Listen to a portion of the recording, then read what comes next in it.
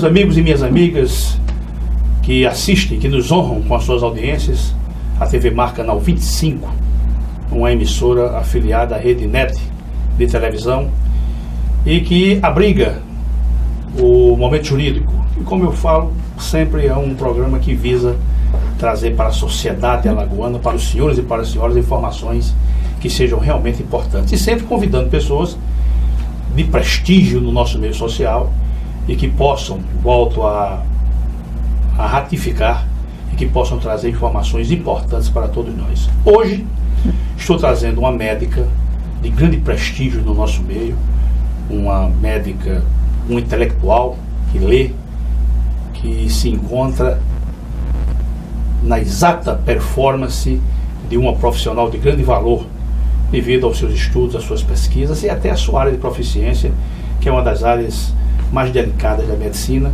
que é a nossa caríssima doutora Valéria Nogueira, e que vai aqui bater um papo conosco sobre a questão da neurologia pediátrica, neurologia infantil, inclusive com suas repercussões e fazendo uma abordagem mais adiante a respeito dessa tragédia que está se abatendo sobre o nosso país, sobre nossa gente, que é a questão da microcefalia.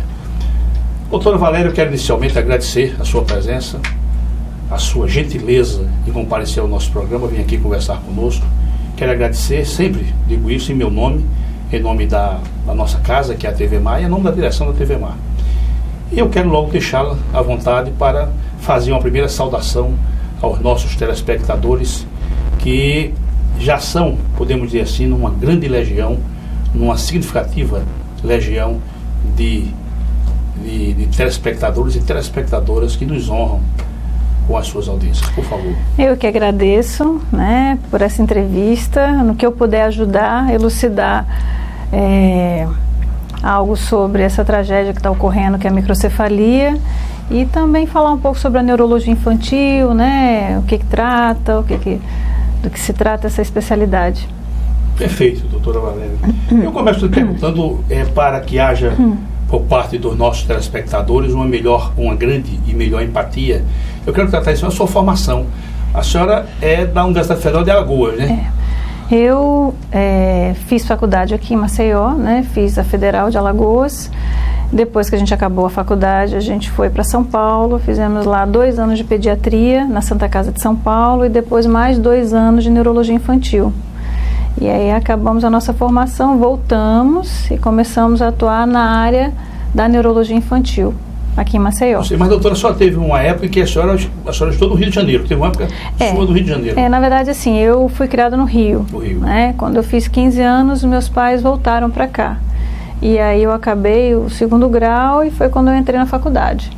Fui para São Paulo, depois voltei, mas para Mas medicina sempre foi uma primeira hipótese sua, ou houve algum momento em que a senhora pensou em fazer arquitetura, ou engenharia, ou letras? Não, eu acho que eu já nasci médica. Eu acho que medicina você já nasce com alguma coisa que lhe chama, é um chamado, né?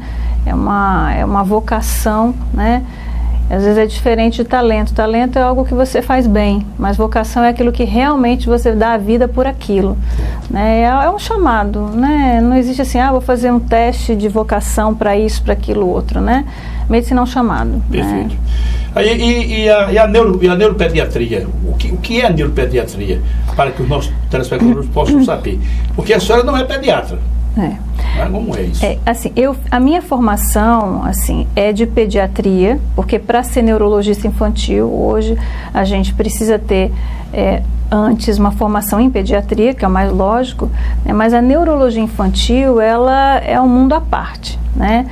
Imagine que o cérebro é algo muito complexo, mas o cérebro infantil é muito mais complexo, no sentido do, né, você pega um bebê que ao nascer não faz absolutamente nada, com 1 aninho já está andando, com 2, 3 anos já está falando e fazendo indagações que você fica perplexo, né? Então a neurologia infantil, ela trata de problemas, na verdade, no sistema nervoso central, mas também no sistema nervoso periférico. Então assim, as crianças que têm algum problema neurológico, pode ser de nascimento, pode ser congênito, já nasceu com aquilo, alguma síndrome genética, as epilepsias, são doenças basicamente do cérebro, mas também doenças motoras, né, que pegam medula, ou problemas também musculares, né? Então, e problemas de aprendizado. O campo da neurologia infantil é muito vasto. É muito vasto. É muito vasto. Desde crianças que têm problemas de comportamento, a problemas genéticos, que muitas vezes esses problemas passam pelo neurologista, a problemas motores, né? Problemas sequelares de algum problema, uma meningite que a criança teve, ficou como sequela, algum problema neurológico, né? É um campo muito vasto. A senhora falou a questão do comportamento. Há algum momento em que há um embrincamento entre a neuropediatria e a psiquiatria? Tem, demais, né? São, na verdade, assim, são especialidades afins, né? Elas têm muitas coisas em comum e também tem muitas coisas que são diferentes. Mas, por exemplo, atrasos na fala. Normalmente, o atraso na fala, inicialmente, ele vem para o neurologista.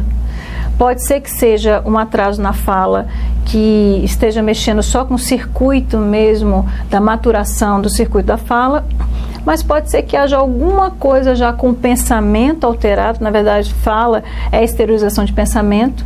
Então, você já tem um pensamento alterado, isso vai se isso vai se exteriorizar como? Como um atraso na fala, algum distúrbio de comportamento, e aí entra o espectro autista, que eu acho que é algo que tem muito em comum com a psiquiatria.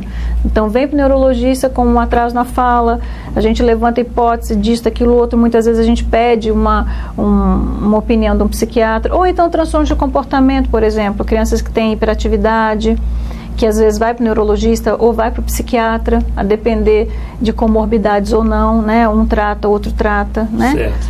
Então, são especialidades que andam, assim, juntas, né? Juntas.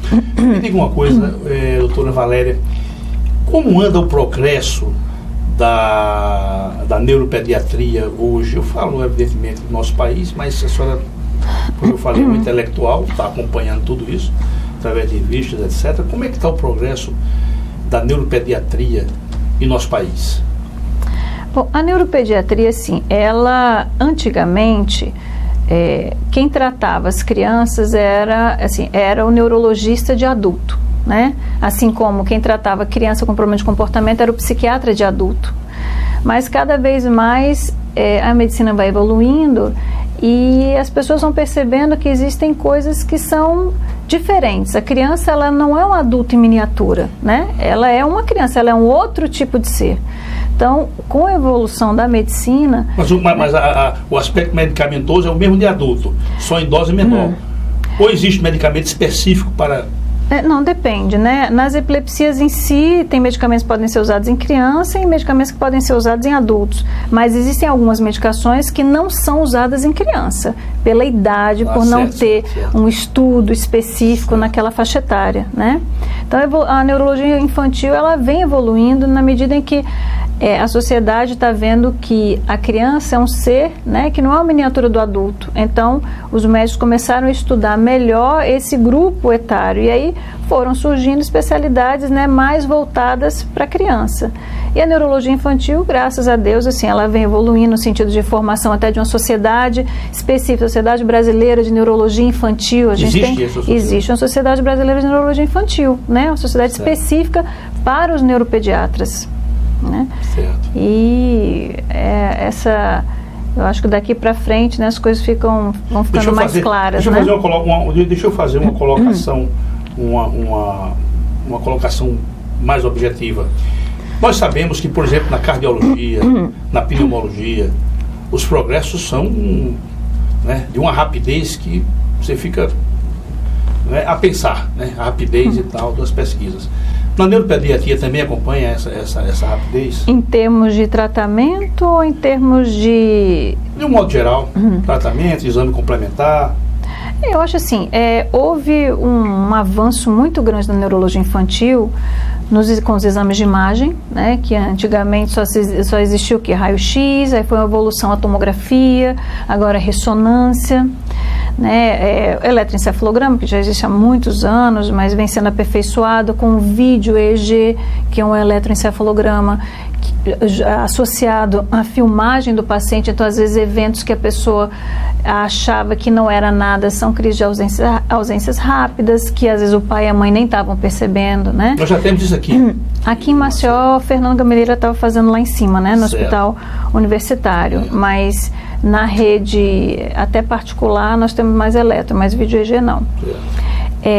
Então, a evolução nesse sentido assim, de exames complementares tem evoluído. Agora, eu acho assim que na parte de elucidação diagnóstica, os exames genéticos têm dado uma ajuda muito grande na neurologia infantil, porque a neurologia infantil, ela está muito associada também com problemas genéticos, né? A gente sabe que existem os problemas de malformativos, ou problemas destrutivos, né? Uma anóxia, mas também existem as doenças geneticamente determinadas. Então, a neurologia infantil, ela anda muito associada com a genética.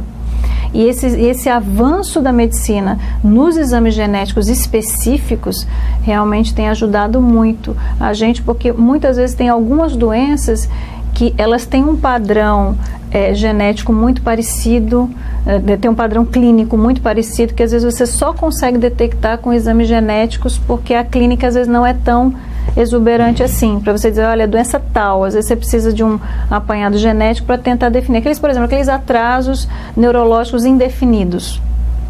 A criança chega para você porque ela é molinha, neurologista infantil pega muito assim, qual é a queixa, né? É o bebê que chega para você e tem um atraso de pauta maturativa. Ele teria que sentar com tal idade, andar com tal idade, falar com tal idade, você está vendo que o bebê tem um atraso para sentar, para engatinhar, para andar, e você examina o bebê todo, você faz uma ressonância, você não vê nenhuma lesão destrutiva, ele não tem nada, você vê basicamente que é um problema genético ali por baixo. E existem exames genéticos, por exemplo, hibridização genômica comparativa, que é um exame genético para ver microdeleção no cromossomo. Nós temos isso aqui. Esse exame aqui especificamente não, mas ele é feito fora daqui, mas temos no Brasil. Então, às vezes você consegue fazer diagnóstico de algumas doenças, né, com esse aparato genético também. Já em termos assim de tratamento, as coisas para doenças genéticas houve um avanço em algumas áreas, sim. Nas doenças de acúmulo, doenças geneticamente determinadas, em que existe um acúmulo anormal de substâncias dentro do organismo, porque faltou uma enzima que deveria quebrar aquela substância, e como não quebra, ela se acumula em vez dela ser degradada. Então, já houve um avanço em relação à reposição enzimática, em que você consegue fazer uma infusão dessa enzima, né, e você consegue reverter muitas vezes esse processo, né, doença de Pompe, mucopolissacaridoses, mas em algumas outras doenças, normalmente de base genética, o tratamento assim medicamentoso em si é um pouco complicado, mas a gente faz uso de quê? Né? De uma equipe multidisciplinar que é essencial na neuropediatria, que é o fisioterapeuta, é o terapeuta ocupacional, né? O fonoaudiologista, que ajudam nessa recuperação desse atraso que a criança está tendo, né? Perfeito, doutor. Agora me diga, só para a gente evoluir e vamos seguindo, porque nós vamos chegar no nosso assunto de fundo ainda.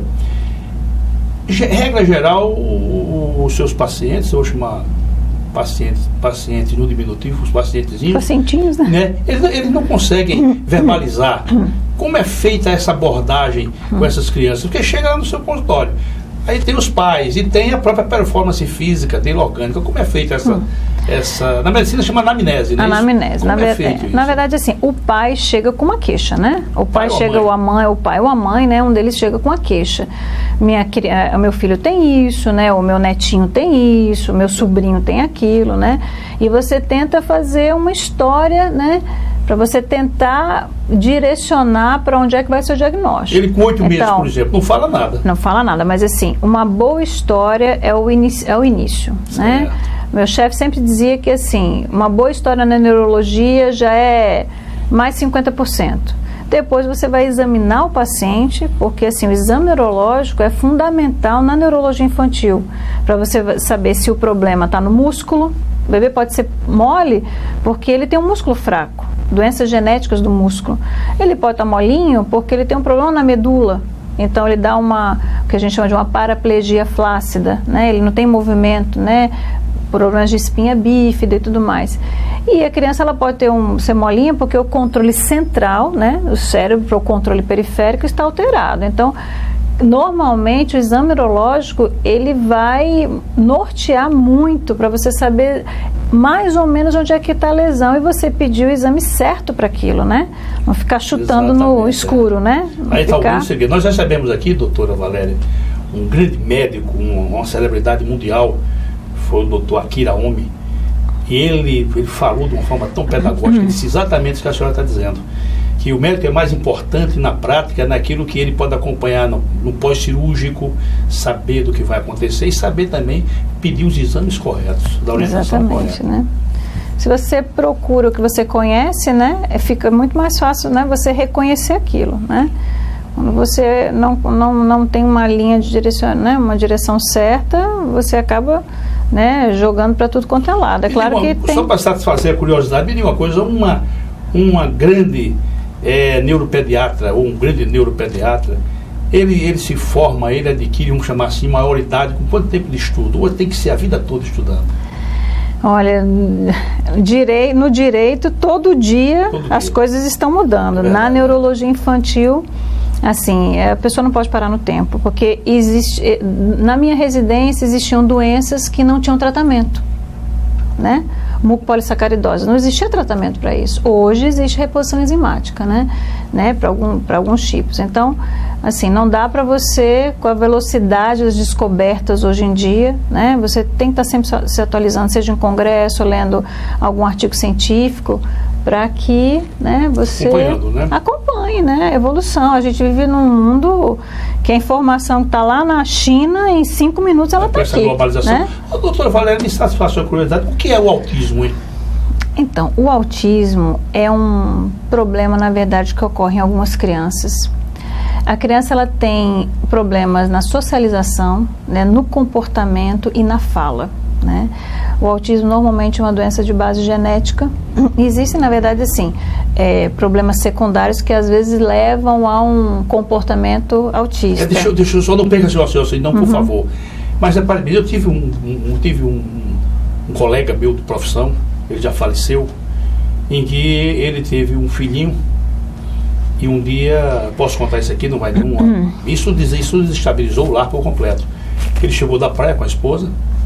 E ele entrou no banheiro, ou ela entrou no banheiro para tomar o banho, chegaram com o pai, e pediu para que passasse o menino para ela. Ele foi passar o menino por cima do boxe e soltou o menino e ela não estava esperando.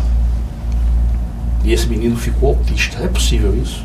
Ele ficou autista, e o menino vinha normal e ficou autista. A gente sabe que às vezes o paciente fala que teve uma crise convulsiva hoje, mas há 10 anos teve um TCE, né? O paciente teve um distúrbio de comportamento hoje, e há 1 ano teve um traumatismo craniano. As pessoas fazem muito essa associação, mas o autismo é algo que existe uma programação genética para isso, né? São áreas do cérebro que não conseguem se conectar de uma forma típica, né? E a criança vai desenvolver distúrbios, né, de comportamento, fala e de socialização secundários. Normalmente um traumatismo craniano... Parece que foi o caso, né? Assim, eu acho difícil, né? O menino não se relacionou mais. Não. E hoje deve ser um rapazinho já. É difícil, a não ser assim, um traumatismo pode deixar sequelas no paciente, só que tem que ser um senhor traumatismo. Um traumatismo, por exemplo, o paciente sofreu uma pancada muito forte, teve uma contusão hemorrágica, fez um hematoma, foi operado, complicou numa UTI, foi entubado, ficou grave, né? E aí você vai ter, às vezes, sequelas lá no comportamento lá na frente, né? Mas um traumatismo assim, por mais que tenha caído, né? Mas que não tenha tido um pós, entre aspas, importante do ponto de vista clínico, né? Não tenha tido nenhuma complicação pós, eu acho um pouco complicado, né? Fato, eu não posso asseverar que foi exatamente isso, que era o autista, mas eu sei que esse fato desestabilizou a família. Foi um desastre. Existem certos diagnósticos que desestabilizam a família, né? Primeiro porque o pai e a mãe, quando eles olham a criança, né, aquela imagem do espelho, né, esse espelho ele não corresponde à imagem, né, pré-definida, digamos É o assim. caso da microcefalia que nós vamos falar daqui a pouco. Então isso choca, né? Às vezes quem tiver um preparo emocional consegue, né? Mas isso mexe com a família, né? Qualquer diagnóstico neurológico, por mais simples que seja, sempre mexe com a família, né? Doutora Valéria, e um mito de que o tecido, a célula nervosa, vou chamar assim, o tecido nervoso, ele não se restaura? Como é que esse... Não, na verdade, assim, existem duas coisas diferentes, né? Que é a neuroplasticidade, em que determinadas vias foram afetadas, mas outras vias podem conseguir trabalhar aquele neurônio que não está muito bem, né? E existe a questão, assim, da divisão celular, né? Quer dizer, que o neurônio não se reproduz, né? Que não existe, na verdade, uma nova formação de novos neurônios, né? Para a questão da tetraplegia, por exemplo. Uma pessoa sofreu um acidente e ficou tetraplégico ou paraplégico? Então, aí assim, normalmente o axônio, né, assim, as vias neuronais medulares, elas foram afetadas, né? A regeneração desses neurônios é complicada, né? Se for uma lesão total, é mais complicada.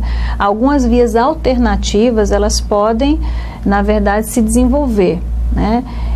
Mas o neurônio é uma célula que ela é muito complicada, né? É uma célula altamente especializada, né?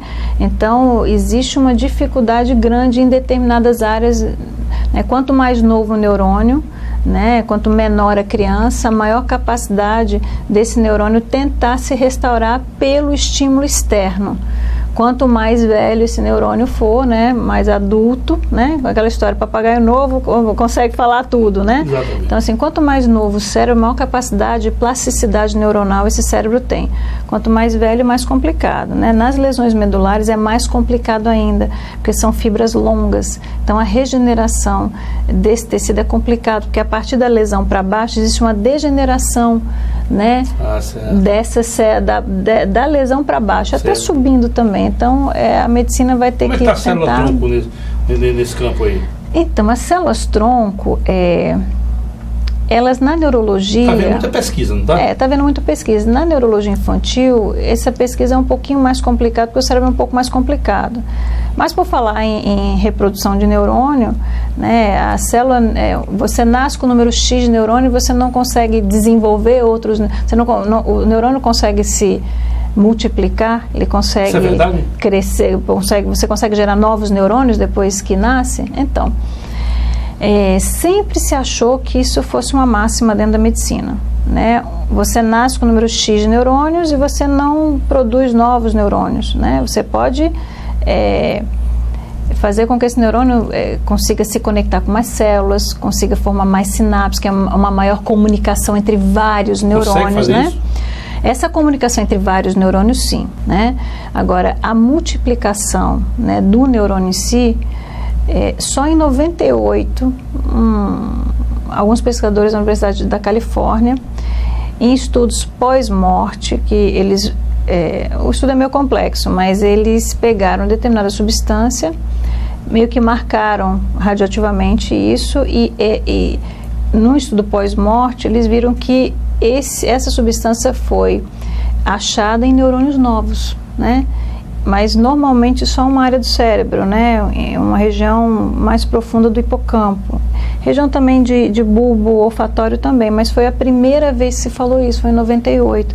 Alguns trabalhos já surgiram em relação a isso, mas não que a célula nervosa ela se divida. O que eles, entre aspas, né, estão provando é que existem algumas células progenitoras, entre aspas, células-tronco neuronais, que podem dar origem a células, a neurônios, e podem dar origem a células da glia, que são células de sustentação do tecido nervoso, né? Muita pesquisa está vindo por aí, mas o cérebro é um órgão bastante complexo, né? Muita pesquisa tem que vir por aí ainda para ajudar a regeneração de algumas áreas cerebrais que você pudesse injetar ali determinada quantidade de células-tronco, e essas células-tronco poderiam, através de sinais locais, se transformar em neurônios maduros. Entendeu? Doutora Valéria, já estou pedindo todas as desculpas, né? Se parecer indelicado, mas é verdade que a neurologia é a parte da medicina, veja bem qual a colocação que eu vou fazer, que dá menos alegria. Porque, por exemplo, a pneumologia vai lá e restaura o indivíduo, o cardiologista, o ortopedista, mas nas lesões neurológicas há por parte do médico um certo desalento quando ele atua. Como é que funciona isso? Eu acho que a neurologia é uma área, graças a Deus que na medicina cada um faz uma área, né? Claro. Então, assim, por exemplo, o paciente faz um médico que faz oncologia. Claro que eu entendi. Não, de maneira nenhuma.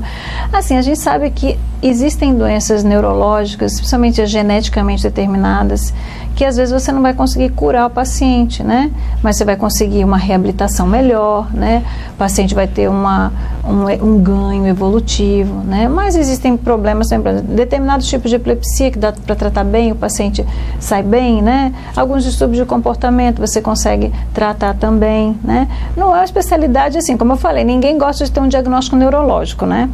Ninguém gosta de ter um diagnóstico neurológico porque é um diagnóstico mais complicado, né? Mas tem muita coisa que dá pra gente tratar, né? E na medicina, assim, cada um faz sua área, né? Verdade. Então, é assim que a medicina evolui. Diz também que quem trabalha em UTI convive também terrivelmente. Entre a vida e a morte, né? A morte é terrível, né? É verdade.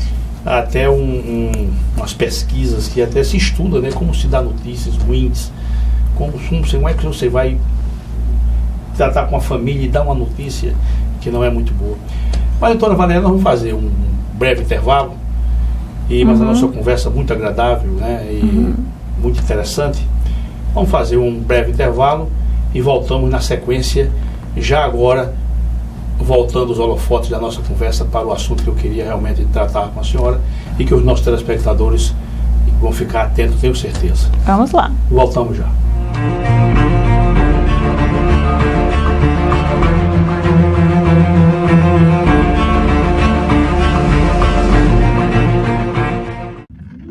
A CL Investimentos é uma empresa que trabalha com imóveis próprios. Quando precisar locar ou comprar um imóvel, procure a CL Investimentos. Aqui só locamos e vendemos imóveis próprios. Por isso damos garantia de um investimento seguro.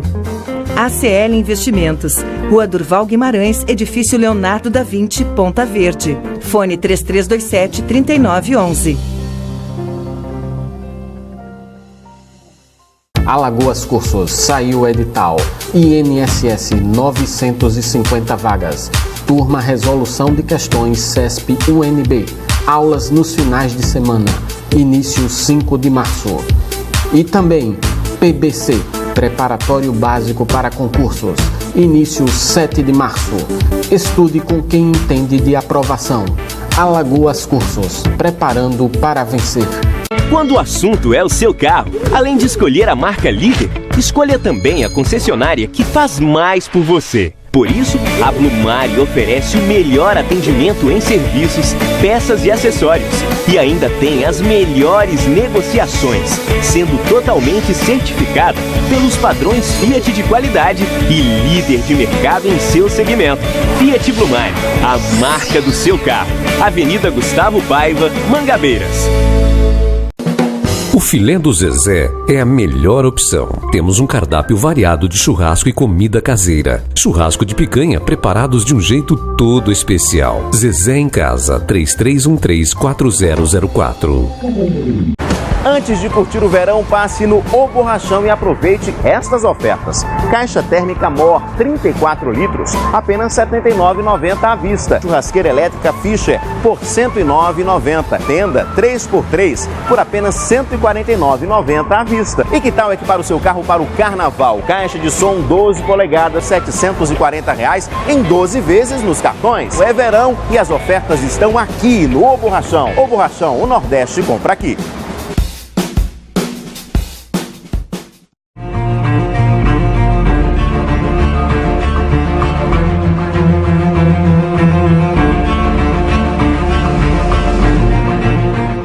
Olá, meus amigos e minhas amigas, estamos retornando com a dinâmica do nosso momento jurídico desta semana. Conversando aqui com a nossa caríssima doutora Valéria Nogueira, uma médica de grande valor para o nosso meio social e que tem sua área de proficiência também numa área muito nobre da medicina, que é a neuropediatria. Então nós vamos continuar a nossa conversa já agora, nos voltando para uma temática muito presente, uma temática que vem, a grande realidade é assustando a nossa sociedade, que é a questão dessa epidemia, vamos chamar assim, ou pandemia, que vem com esse mosquito Aedes aegypti, que vem trazendo uma série de dissabores para a nossa sociedade. E vem atacando o nosso país, de norte a sul, de leste a oeste, não é aqui no Nordeste, não. Exatamente. Então eu começo, doutora Valéria, perguntando o que vem a ser essa doença, uma patologia chamada Zika. O que vem a ser isso? É uma doença viral, né? Que entrou aqui no nosso país agora, né? E que causa um prurido, né? Um exantema, uma vermelhidão no corpo, né? E que é de origem infecciosa, como eu falei, viral. Tanto no homem como na mulher dá o mesmo sintoma. Mulher, criança, né? Agora, existem as suas particularidades das complicações pós-Zika, né? Certo. Tipo Guillain-Barré, que aí são complicações neurológicas decorrentes de distúrbios, né, imunológicos secundários, que são desencadeados pela infecção primária. Isso dá em criança também? Pode dar em criança. E pode levar a óbito? Pode, sim. A Guillain-Barré pode levar a óbito? Pode. No pronto-socorro que a gente mais tem atendido é criança com Guillain-Barré. O que é que ela faz, hein, doutora Valéria? O Guillain-Barré, na verdade, é o seguinte, assim, ele é desencadeado, ele é um problema imunomediado, ou seja, o organismo, o próprio paciente desenvolve anticorpos que atacam o sistema periférico, né, os nervos periféricos, a bainha de mielina. Certo. Então, isso causa o quê? Uma fraqueza muscular. Se for, essa fraqueza muscular normalmente é ascendente, é de baixo para cima, e ela pode chegar até a parte respiratória, bulbar. O diafragma também? Pode sim, porque ele pega uma área do cérebro que vai controlar a respiração, né? Certo. Então essas últimas raízes. E o paciente, se não tiver um suporte de uma UTI, ele faz uma insuficiência respiratória e ele pode ir a óbito. Né? É uma doença grave no sentido, né, que pode levar a óbito, sim. É o vírus que induz a isso, o vírus, ele é o gatilho, né? Não é toda pessoa que tem Zika ou que vai desenvolver Guillain-Barré, mas naquelas pessoas que têm um sistema imunológico meio suscetível, existe uma reação cruzada. Ele é sensibilizado pelo vírus, você começa a produzir anticorpos que acabam fazendo uma reação cruzada com algumas proteínas que estão nos nervos e atacam os nervos. Esses anticorpos atacam os nervos. Doutor, vai me dizer uma coisa, por que é tão difícil se combater o vírus? Por que é tão complicado se combater o vírus? Já começa pelo agente, né? Que assim, o agente, ele, né, tá aqui distribuído, né, pelo Brasil inteiro. E aí, assim, como é um vírus que aqui no Brasil nós não conhecíamos, você não tem nenhuma linha de defesa, por exemplo, uma imunoglobulina que pudesse atacar esse vírus. Existem algumas imunoglobulinas, por exemplo, catapora. Existe uma substância, imunoglobulina, que ela vai lá e age, por exemplo, uma grávida que tenha contraído, para minimizar os efeitos, né? A gente não tem isso em relação ao Zika vírus, né? Com a doença nova, tem muita coisa que tem que ser pesquisada aqui ainda, né? Doutor, deixa eu entender. O Zika vírus, pelo que eu li, já na década de 40 já se havia tido notícia dele. Mas aqui... Sim, mas aí vem a pergunta que eu quero justamente que a senhora faça uma meditação comigo e com os nossos telespectadores. Não acha que o nosso sistema de saúde pública, não acha que ele beira a irresponsabilidade, não? E vou explicar por quê. Hoje pela manhã, eu estou tendo notícias que é um vírus que está no Egito, eu acho, que ele está vindo para cá. Ele vai chegar aqui e ele vem matando gente. No caso do Zika, por exemplo, antes de chegar aqui, ele não aconteceu, eu acho que numa dessas ilhas da Oceania, ele aconteceu, e o Brasil não fez nada. Como é que funciona isso? Isso está pegando ruim. O Brasil, assim, o mundo virou uma aldeia global, né? Certo. Que você pega um avião, em 1 minuto você está no outro lado do mundo. E a vigilância, digamos assim, essas quarentenas que eram feitas, né, lá no passado, para evitar que determinados agentes entrassem no país, hoje em dia o que eles fazem muitas vezes assim, são alguns aparelhos que percebem se a pessoa está com a temperatura mais elevada, no geral das pessoas que passam no aeroporto, e que você pode às vezes abordar esse paciente que pode estar subfebril e que você, né? Então, no Brasil, assim, essas coisas de controle para entrar, realmente, assim, é uma porta aberta, né? Uma porta aberta para que novas doenças... Mas a senhora não acha, a sua opinião é muito importante, muito valiosa, a senhora não acha que o Brasil poderia fazer mais, não? Quando eu digo Brasil, eu estou me referindo às autoridades, poderiam fazer mais, não? Porque eu sei que o Brasil, ele é muito grande, o Brasil é um país diferenciado, eu sei disso. Eu já contei isso aqui e me permitam os senhores telespectadores contar novamente. Eu observo aqui até com uma certa, de forma entristecedora, que no Brasil tudo anda muito devagar. Tudo anda quase que de forma muito irresponsável. Por exemplo, o Olavo Bilac, ele era articulista do Jornal do Comércio no final do século XIX e comecinho do século XX. Ele substituiu Machado de Assis. E num artigo, eu tenho uma obra dele, muito interessante, eu li alguns anos atrás, um artigo que ele escreveu por volta de 1903 ou 1904. Ele escreveu esse artigo reclamando duramente com relação à falta de atenção das autoridades com relação à educação das crianças. Mas triste é ver e perceber que nesse artigo ele fazia referência a um outro artigo de um cidadão que escreveu isso em 1803, quer dizer, 100 anos depois, ele estava tratando do mesmo assunto. Aí voltando... A mesma situação. Aí eu fico olhando aqui, quer dizer, esse mosquito é difícil de você combatê-lo, é difícil, eu estou percebendo isso, porque as pessoas também não se apercebem disso, provavelmente na classe mais baixa não se apercebe, é só você dar uma olhada ali pelo Vergel do Lago e tal. A senhora não acha que as nossas autoridades deveriam, a expressão é essa, colocar verdadeiros exércitos, né, nessas regiões mais vulneráveis, para dizer às pessoas, não façam isso? Eu vejo medidas débeis, essa aqui é a realidade. Qual a sua opinião? Eu acho assim que o Estado tem que fazer a sua parte, é claro, né? E ir para a rua mesmo, né? Seja com auxílio, né, de polícia, do que for, mas assim, se a população também não ajudar, não tem como o governo segurar isso, né? Porque assim, não tem como, né? O Brasil é um país continental. Ainda tem gente que não acredita, né? Apareceu uma reportagem um dia desses, ainda tem gente que não acredita que o mosquitinho daquele pode causar tanto problema. Mas a doença Zika, a patologia Zika, já era conhecida, não é coisa assim tão recente, não. Já era conhecida. E por que não houve, tem alguma justificativa, por exemplo, na área médica, que eu acho que todos os médicos eles devem conhecer um pouco de saúde pública, claro. Ele não poderia ter adotado medidas, não? Se já conhecia a doença, porque a doença não chegou aqui no Brasil, ela vinha antes já, e as nossas autoridades conheciam a doença. Assim, é a vigilância sanitária, né? O Estado tentando impedir que determinadas doenças pudessem entrar aqui, né?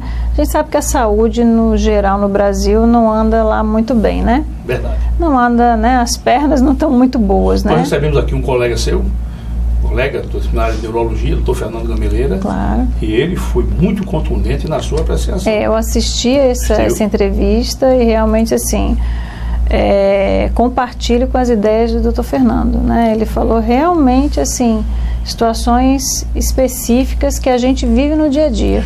Doutora Valéria, que teve uma médica do Recife, doutora Regina Selle, se não me engano, e eu sei que a senhora esteve, né, lá no CRM, né? Exatamente, a Sociedade Médica Alagoana a trouxe para cá. Isso. Logo naqueles primeiros momentos ela veio aqui. Como foi aquela palestra dela? Que foi que ela trouxe de alentador? Assim, ela é infectologista. Ela é infectologista, ela é neurologista. Ela, na verdade, ela fez uma abordagem, né, do início dos pacientes, né? Como é que foi o primeiro caso, o segundo caso, o terceiro caso, as ações que Pernambuco está fazendo para tentar viabilizar, né, o atendimento dessas crianças e estruturar uma rede para que haja um atendimento melhor para essas crianças, né? Falou um pouco de alguns exames de imagem, né, que as crianças apresentavam, né? Intrauterina, ainda fazia intrauterina. Ela na aula mostrou tomografias, né? Certo. E assim, basicamente assim, eles estavam com uma experiência, né, uma rede mais estruturada, né? Telefones que você possa manter contato, né? E, assim, a casuística de Recife estarrecedora, né? Doutora Valéria, me diga uma coisa, uma criança, uma vez lesionada, vou usar essa expressão, e uma vez microcéfala, esse quadro é instalado, qual é a possibilidade dela ser útil, minimamente útil, mais adiante? Então, assim, deixa eu só... Assim. Primeiro, assim, o que é microcefalia, né? Eu ia perguntar o que é microcefalia. Para começar, né? O que é microcefalia? Microcefalia, na verdade, é o tamanho de uma cabeça menor, né, do que o esperado para a sua idade. Então, o que define o crescimento craniano, né, é o crescimento do cérebro. Então, o cérebro crescendo, a caixa craniana cresce. E aí você tem um volume maior, né, do encéfalo. Então, microcefalia, na verdade, assim, é um tamanho menor do que o normal para a idade. Isso é baseado em tabelas específicas por meses, né, e por anos. Então, as microcefalias, elas podem ser primárias e secundárias. Quando você fala em microcefalia, porque microcefalia, como eu falei, é apenas um sinal. Ela é apenas um sinal, ela não é uma doença. Ela é um sinal neurológico. Você tem que saber o que essa microcefalia representa, né? As microcefalias, elas podem ser primárias e elas podem ser secundárias. O que é uma microcefalia primária? É aquele cérebro pequeno e que você não tem por exames de imagem, né? São feitos exames de imagem, é claro, uma ressonância, tomografia, não existe um estigma ali destrutivo. Não existe uma lesão que você consiga palpar. É um cérebro pequeno, né? Você não tem uma má formação, você não tem um evento destrutivo ali. São cérebros pequenos. E essas microcefalias primárias, normalmente obedecem a um padrão genético. É um grupo heterogêneo de doenças, digamos assim, e que cada um tem um padrão genético específico. E tem pacientes que podem até ter uma microcefalia e até que do ponto de vista clínico, né, e motor, elas evoluírem bem, né? É claro que normalmente isso não é a maioria, é a minoria. Normalmente, como está associado a algumas síndromes, a criança pode ter um retardo cognitivo, né? Ela pode ter um atraso motor e tudo mais, né? E você tem as microcefalias secundárias. Essas secundárias, como o próprio nome diz, ela é secundária a alguma coisa. Na grande maioria, ela é secundária a problemas malformativos, né? Então, existe dentro da embriogênese, da forma assim como é formado o cérebro, existe o cérebro inicialmente, sistema nervoso, ele é plano, né? Então, ele começa a fazer uma goteira, né? Um sulcozinho, e ele se fecha e forma um tubo neural, ele vai se segmentando, né? E ele se segmenta, depois ele vai proliferar e depois ele vai, depois da proliferação, uma migração, e o cérebro está grande. Então as microcefalias normalmente elas começam a pegar nesse período da proliferação. Então, normalmente, os problemas malformativos podem levar a microcefalia, são microcefalias secundárias, né? Então, você tem um problema malformativo. Então, isso já é uma fase de embrião? É, uma fase, né, fetal, né? Fetal. Plástula, não, é a fasezinha lá do fetinho mesmo, né? Normalmente é a partir de 2 a 3 meses, né, da proliferação, e de 3 a 5 meses da migração neuronal, que é onde formam-se os giros corticais, né? Certo.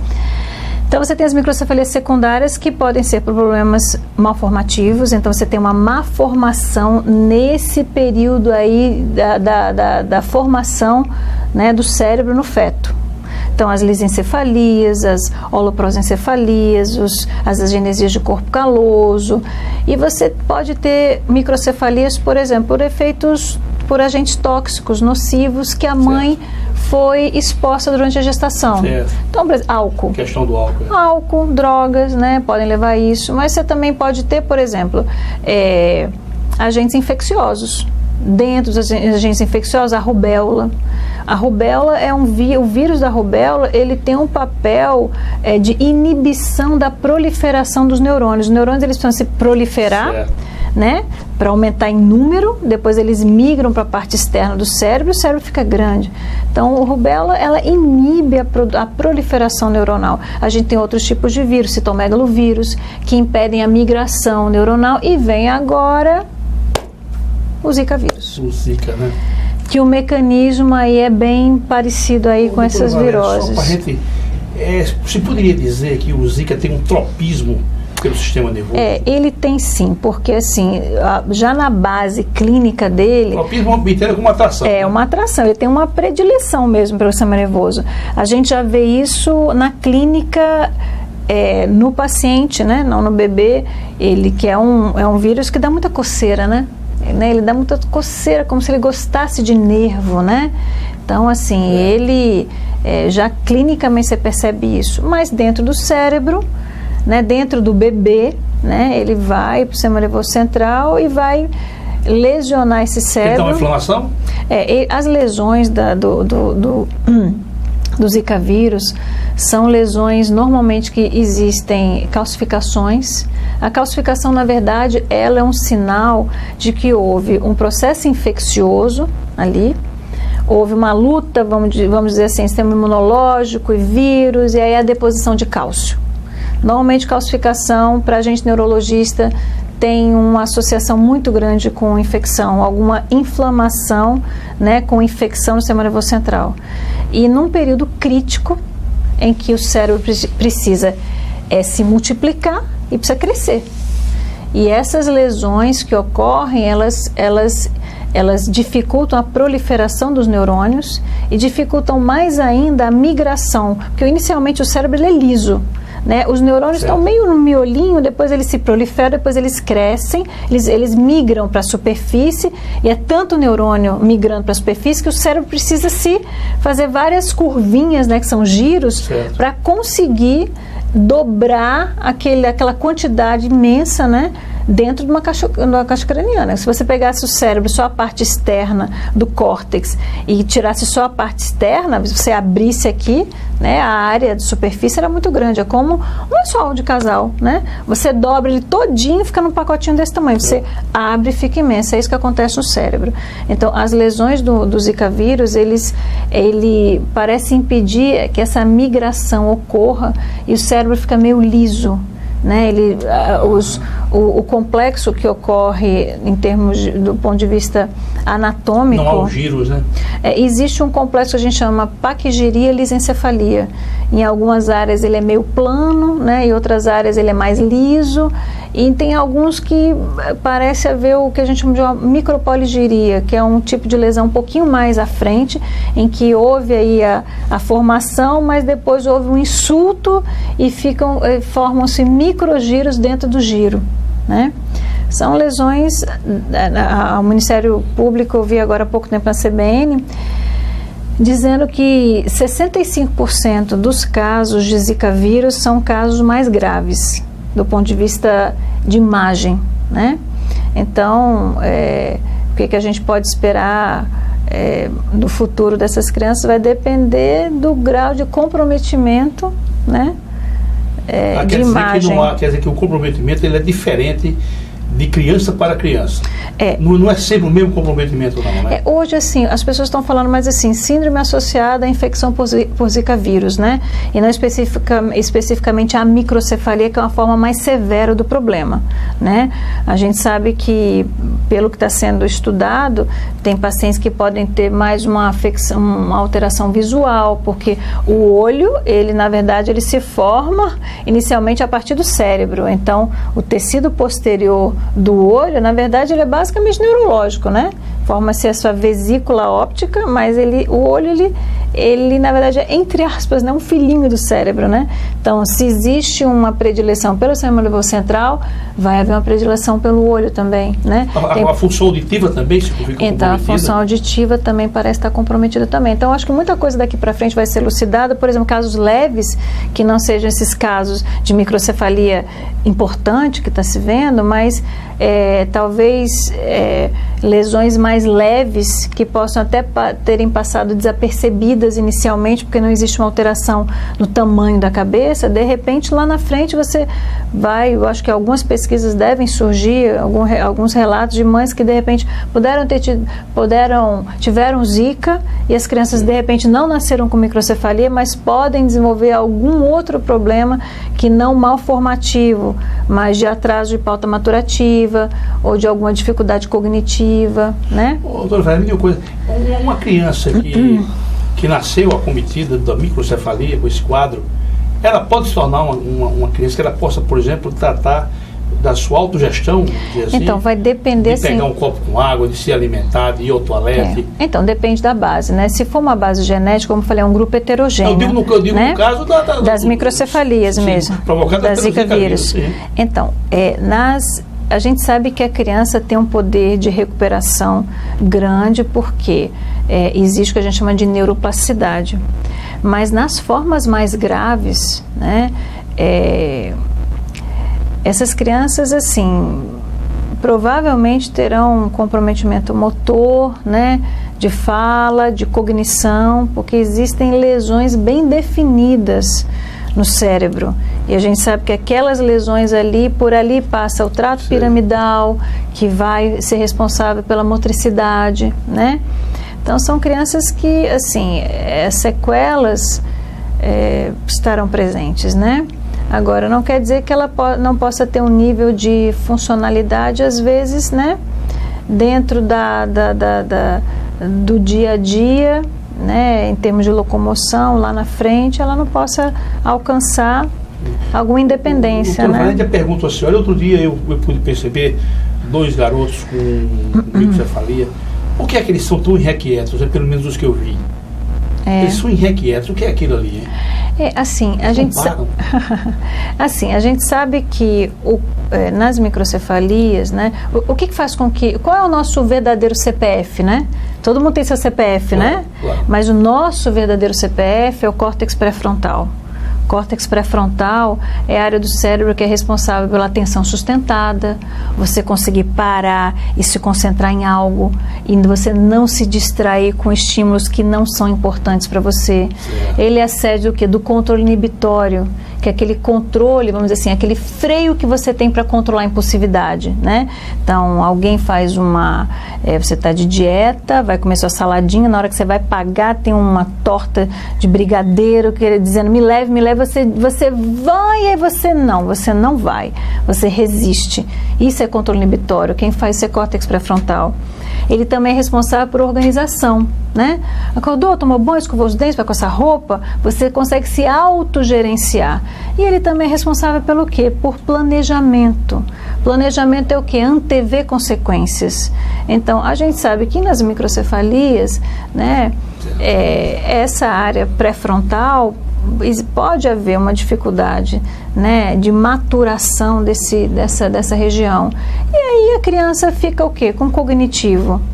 Pode estar rebaixado, né? É uma criança desatenta, tem uma dificuldade de manter a atenção, tem uma dificuldade de organização, né? É uma criança que tem dificuldade no planejamento de determinadas execução. Consegue planejar. Exatamente, né? Então, o verdadeiro CPF de cada um é seu córtex pré-frontal. Ele é que vai ditar, na verdade, para onde é que você vai. Determina, né? Exatamente. Doutora Valéria, estamos nos aproximando do final do nosso programa, mas ainda vou fazer uma provocação e gostaria que a senhora, da medida possível, nos desse, quer dizer, a mim e aos nossos telespectadores, um certo alento. Como é que vai, para onde é que nós estamos caminhando com esse surto e essa determinação terrível nas nossas crianças, né, que nascem acometidas desse quadro, né? Eu acho que, entre aspas... conversado com suas colegas, com seus colegas, né? Assim, eu acho que a microcefalia, ela veio também para mostrar ao Brasil que existem crianças especiais, né? Que você, para o público que não lida com isso, acha que isso não existe. Mas para a gente que no dia a dia está no ambulatório do SUS, ou no convênio, ou no particular, que você precisa, você pega crianças com um atraso neurológico, com uma paralisia cerebral, com um atraso de fala, tal, que vai precisar de uma terapia com fisioterapeuta, com terapeuta ocupacional, com fonoterapeuta, com psicólogo, pedagogo. O Brasil acordou o Brasil acordou e viu que essas crianças estão aí, elas precisam de auxílio, porque a gente na prática vê crianças que precisam e que não conseguem, infelizmente. E realmente eu acho que o governo tem que realmente estruturar serviços de base para tratamento, porque não só são as crianças com microcefalia que precisam de terapia. A gente tem várias outras crianças com sequela de meningite, com autismo, com retardo cognitivo, com atraso neuropsicomotor, com doenças da medula, que precisam dessas terapias e que não conseguem. Não conseguem. Então, ou o Brasil se estrutura, né, com fundações, né, que possam fazer com que essas crianças elas tenham uma quantidade menor, digamos assim, das sequelas, né? Então realmente assim vai ser muito complicado tratar essas crianças, né? Muito complicado, lamentavelmente. Lamentavelmente, né? Eu tenho pacientes, eu tenho uma paciente do SUS que ela tem 2 filhos autistas. Ela há mais de 1 ano que ela tenta fono e não consegue, né? Então ela bate em uma pestalose, ela bate em uma pá e a fila é grande. Então assim, ou o país se estrutura para receber essas crianças e outras crianças que também precisam dessas terapias, ou realmente assim vai ser complicado. Vai ser um futuro desalentador. Vai ser um futuro bastante complicado. Minha caríssima doutora Valéria Nogueira, muito obrigado pela sua presença. Eu quero dizer que essa nossa conversa aqui foi muito agradável. Eu é que agradeço. E serve para que todos nós venhamos a meditar, venhamos a fazer uma reflexão aonde vamos parar e vendo, né, paralela a tudo isso, essa crise, né, essa coisa vergonhosa. Eu digo aqui com a maior tranquilidade, o Brasil com esses problemas terríveis.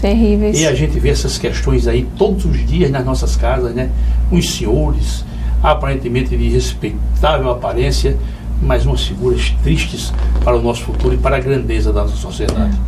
Doutora Valéria, eu quero deixar já os nossos microfones e as câmeras para uma última consideração e a senhora se despedir dos nossos telespectadores. Eu que agradeço, foi muito bom estar aqui, né, elucidando algumas questões feitas pelo Dr. Jerônimo, e estou às ordens para o que vocês precisarem. Muito obrigada. Muito obrigado, dizemos nós. Muito obrigado, digo eu.